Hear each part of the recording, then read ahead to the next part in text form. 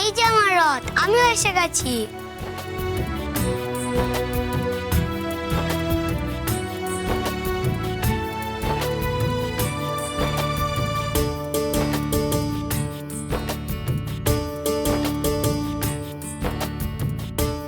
High বাস, এ তো পুরো ওই বেনারসি শাড়ি পরিয়ে রথ সাজিয়েছে মনে হচ্ছে। তোমায় তো আগেই বলেছিলাম কাকুলি, আমার ছেলের রথ দিদি সাজিয়ে দিয়েছে। তোমার মেয়ের রথের মতো কোনো বাইরের লোক সাজায়নি।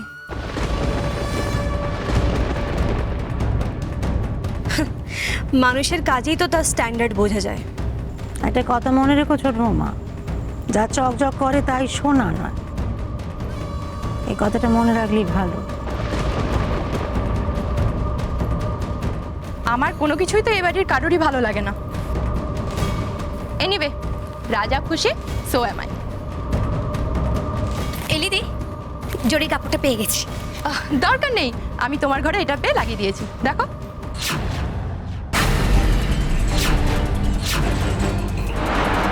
হোমা, ওটা ওখানে লাগিয়েছো কেন? কেন, কি হয়েছে তাতে? থ্যাংক ইউ সোমা, সেদিন তুমি এটা লুকিয়ে রেখেছিলে বলে আমি উষসীর কাছে ধরা পড়িনি। ঠিক আছে, এবার এটা যত্ন করে তোমার কাছে রেখে দাও, আর এটা বেচলে ভাগটা আমায় দিও।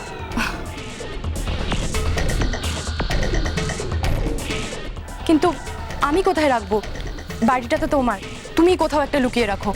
উষসী যদি আবার আমার ব্যাগে হাত দেয়। এই দিদি, এই করে শোন তো একটু। আচ্ছা ঠিক আছে, আমি এখন আসছি, তুমি এটা লুকিয়ে রাখো, কেমন?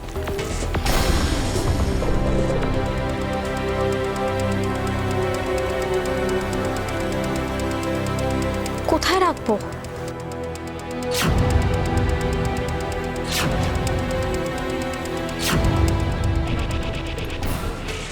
এখানে না, এখানে রাখা যাবে না। এমন একটা জায়গায় রাখতে হবে যেটা সামনেই থাকে, অথচ কেউ সন্দেহ করবে না। কিন্তু কোথায়?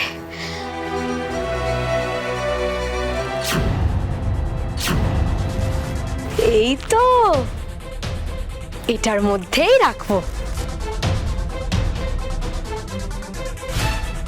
সামনেও থাকবে, অথচ কারো চোখেও পড়বে না।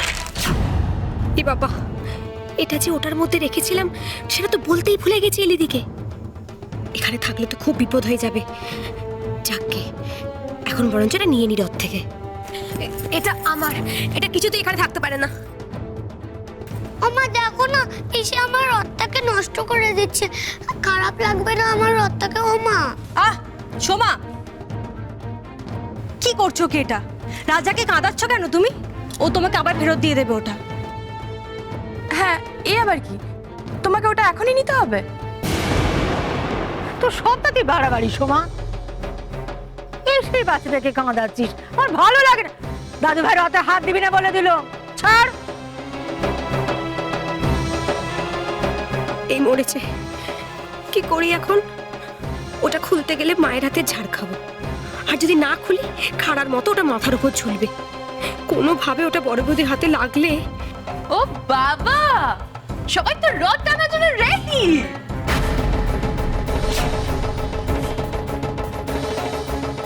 খবরে যেতে এসো এসো, আমার সঙ্গে রথ টানবে, এসো। যা, তা বাড়ি ফিরেছো? আমি তো ভাবলাম আজও। না না, আজ আমি দেরি করতে পারি নাকি? আজ তো আমি রাজা রানীর সাথে রথ টানবো। জেঠু কোথায়? আমাদেরকে রথ কিনে দিয়ে আর তো আসলো না। কে জানে কি হয়েছে আমার বড় ছেলে। আচ্ছা, কবার বাড়ি মুখো হয়েছে, রথ কিনে দিয়ে জেঠুর কর্তব্য করে দিয়ে চলে গেল। ঘরে আছে কিনা দেখিনি, কিন্তু বদ্দা একা একাই বা ঘরে কি করবে? বদ্দা তো আর ঘর কোনো নয়।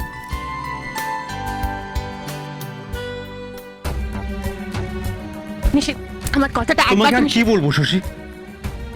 আমার কথা শোনার মতন সময় কি তোমার কাছে আছে? আমাকে যেতে দাও। নিশিত, একবার প্লিজ। দোকানেও তো দেখলাম না নিশিতকে, কোথায় গেল? এই যে আমি এসে গেছি।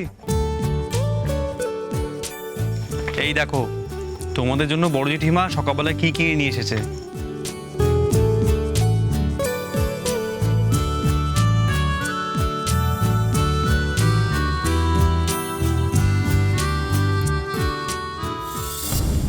এটা কি মা চাই ও শশী?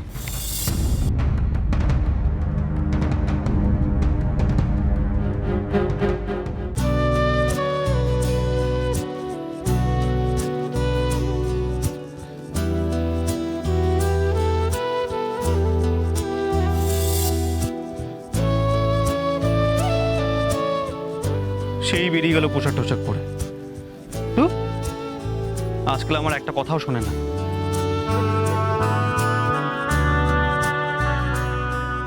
এ বাবা, রাগের মাথায় শাড়িটা ফেলে দিয়ে গেছিলাম, হঠাৎ করে কেন যে আমার মাথাটা গরম হয়ে গেল।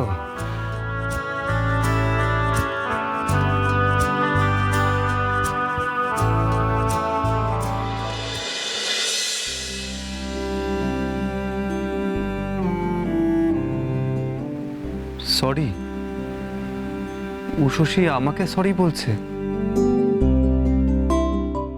না উষসী, আমি তোমার সাথে খারাপ ব্যবহার করেছি, আমি সরি, তুমি আমাকে ক্ষমা করো।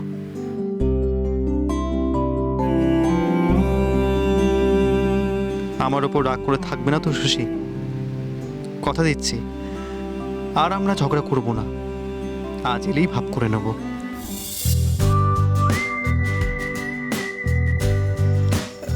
উষসী, আমি তো তোমার জন্য অপেক্ষা করছিলাম।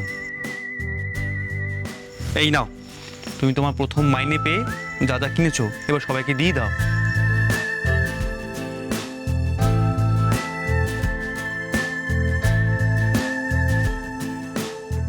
এই নাও, দাও।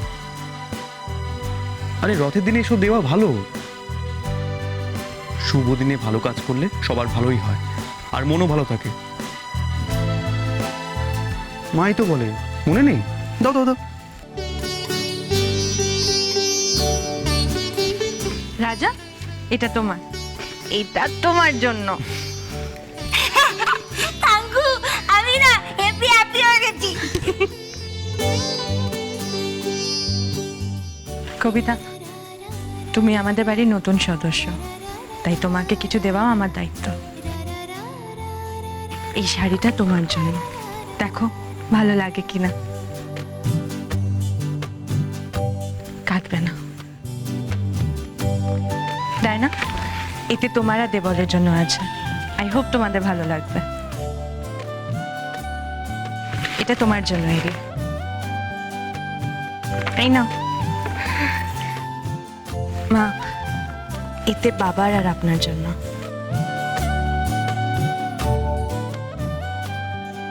তোমার মঙ্গল হোক।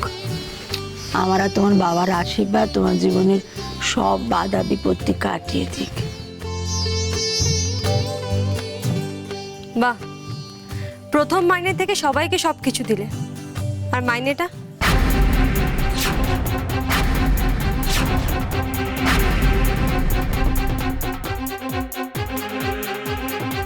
এ বাড়িতে যারা যারা উপার্জন করে, শ্যামলদা, নিশিতদা, দেবল, সবাই তাদের উপার্জনের টাকা মায়ের হাতে তুলে দেয়। কই তোমারটা দিলে না তো? নাকি সেটা নিজের কাছে রেখেছো, নিজেরা খরচ করবে বলে? মা দেখুন, আপনার বড় বৌমা কতটা স্বার্থপর।